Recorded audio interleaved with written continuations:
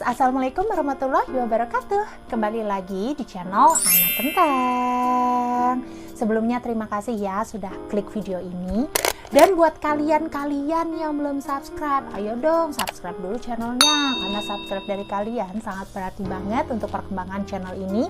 Terus jangan lupa juga untuk diaktifkan tombol loncengnya di bawah supaya kalian bisa terus update dengan video terbaru dari kami. Nah, kali ini aku mau mengajak kalian untuk membahas salah satu tokoh kartun yang saat ini masih bisa kita saksikan ya di TV nasional kita, yang intinya sih menceritakan kehidupan sehari-hari dari koki restoran cepat saji yang punya sosok sahabat yang setia banget, dan bos yang kalau misalkan ada di dunia nyata nih, Masya Allah kikirnya kali ya. Yap, siapa lagi kalau bukan SpongeBob SquarePants. Dan perlu kalian tahu nih, ternyata Bikini Bottom, tempat dari si SpongeBob dan kawan-kawannya tinggal itu, ternyata beneran ada di dunia nyata loh guys. Letaknya di wilayah Micronesia dan merupakan bagian dari Kepulauan Marshall yang terletak di Samudra Pasifik. Penasaran kan? Kalau begitu kita langsung simak saja videonya.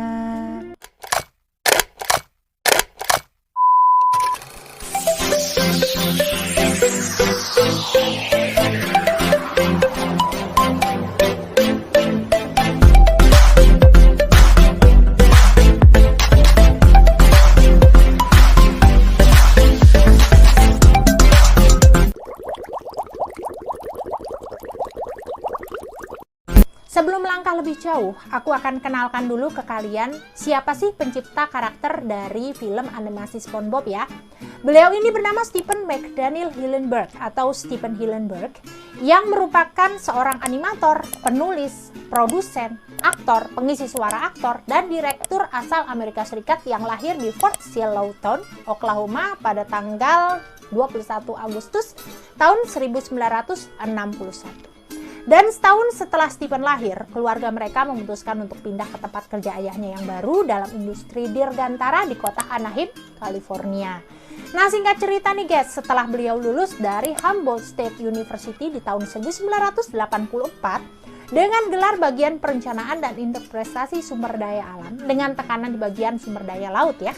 Kemudian beliau mencoba untuk memulai karir sebagai guru biologi kelautan di Orange Country Marine Institute pada tahun 1984 dan menulis buku komik informatif yang berjudul The Intertidal Zone yang berisi tentang hewan untuk memudahkan muridnya dalam memahami pembahasan yang sedang diajarkannya ya. Dan dalam karyanya yang diilustrasikan itu, biasanya menampilkan sejumlah karakter makhluk laut antropomorfik yang bisa bicara yang bernama Bob the Sponge. Tapi sayangnya komik tersebut tidak diterbitkan di luar institut tempat beliau mengajar. Dan di tahun 1989, beliau pun mulai mencoba kembali lagi ke perguruan tinggi dengan mengambil gelar Master of Fine Arts di animasi eksperimental di California Institute of Arts dan lulus di tahun 1992. Nah, singkat cerita nih guys, setelah beberapa tahun lulus dan telah membuat beberapa film serial TV anak, beliau kemudian bertemu dengan Joe Murray, pembuat dari Rocko's Modern Life, dan ditawarkan pekerjaan sebagai sutradara seri, sebelum akhirnya beliau bergabung dengan seri animasi Nickelodeon sebagai penulis, produser, dan storyboard. Pada awalnya, seri dari film animasi ini ditayangkan di tahun 1999 di Amerika Serikat yang diciptakan oleh Stephen Hillenburg dan diterbitkan oleh United Plankton Pictures Incorporation. Nah, nama karakter SpongeBob itu diambil dari nama Bob the Sponge yang merupakan pembawa acara dalam The Intertidal Zone yang merupakan buku karangannya dulu waktu beliau masih mengajar yang gak diterbitkan luas itu ya guys ya.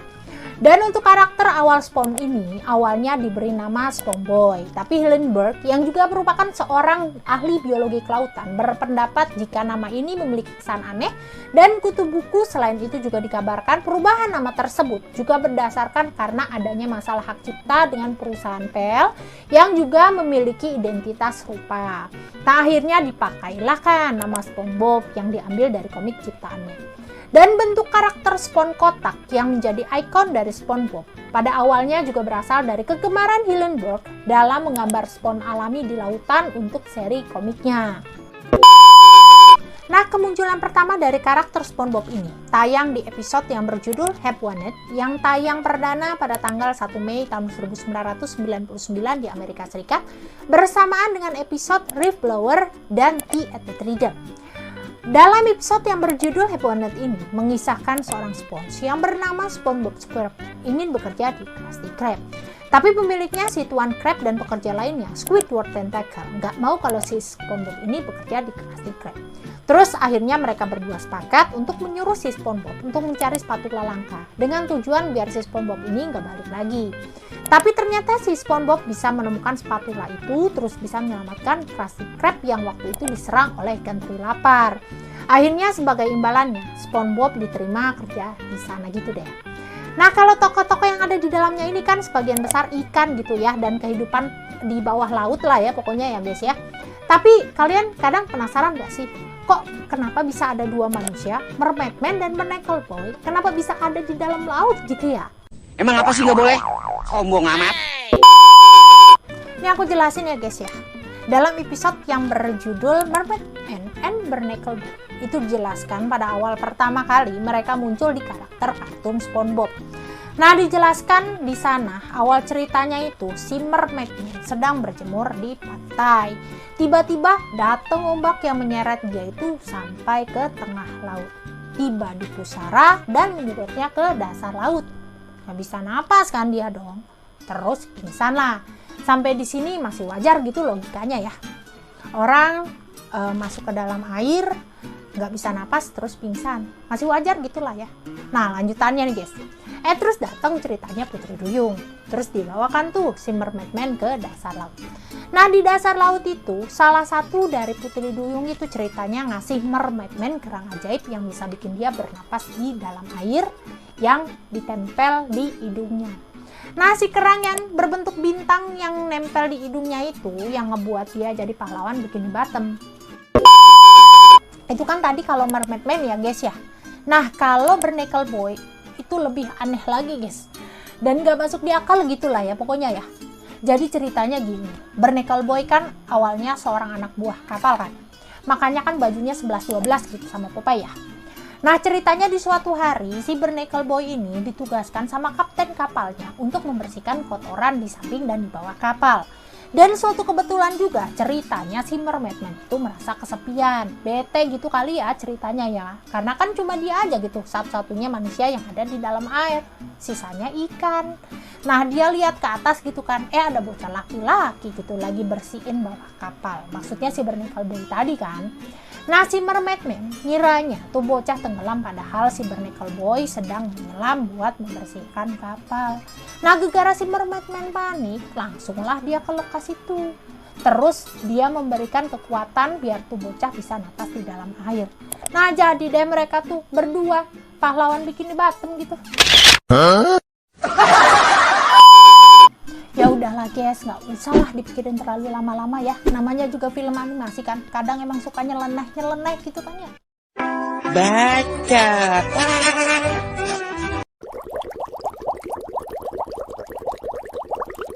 Nah, jadi intinya gini loh guys. Walaupun sebenarnya kan film animasi ini memang dibuat terutama untuk anak-anak ya. Kalau misalkan kita lihat tuh sebenarnya biasa-biasa aja ya kan. Tapi jangan salah loh guys. Di awal kan sudah aku infokan mengenai latar belakang pendidikan dari pencipta karakter animasi SpongeBob ya, yang merupakan lulusan Humboldt State University jurusan sumber daya alam bawah laut.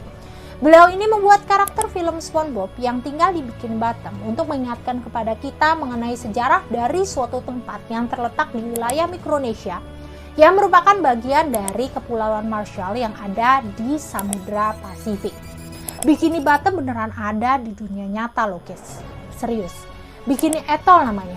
Wilayah ini dulu merupakan tempat uji coba senjata nuklir oleh Amerika Serikat untuk menentukan efeknya terhadap kapal perang dan diberi nama Operational Crossroads.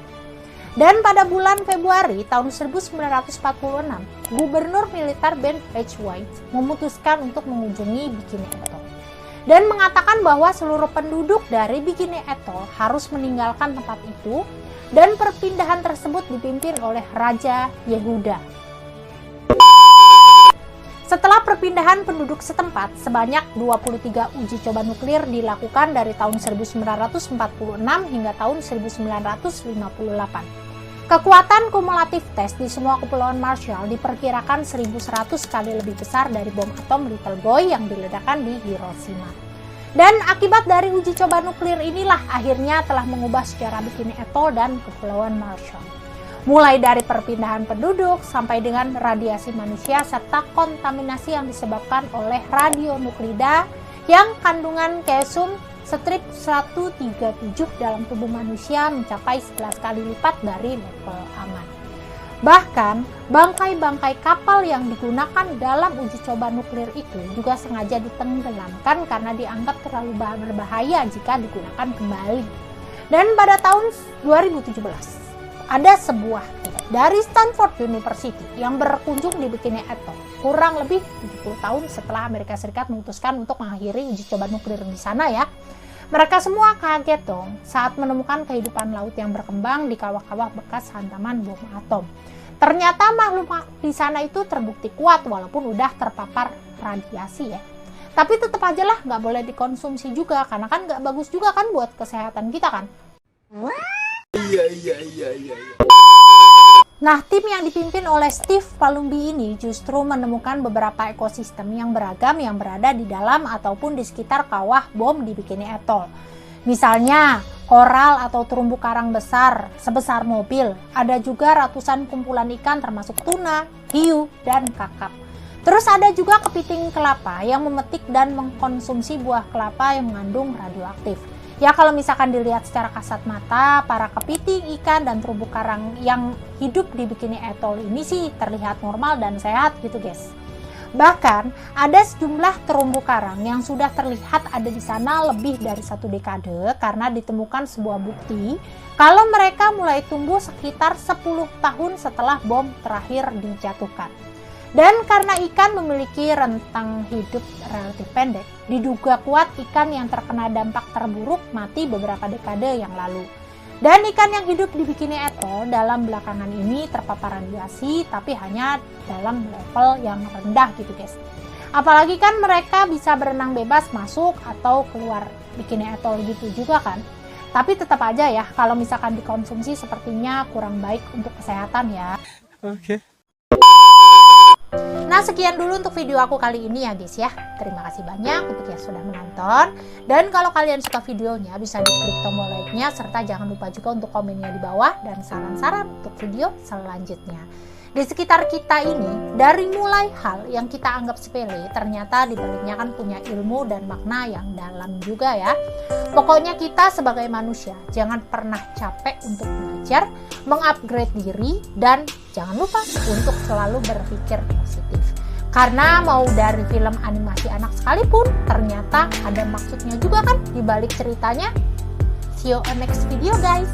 Bye-bye.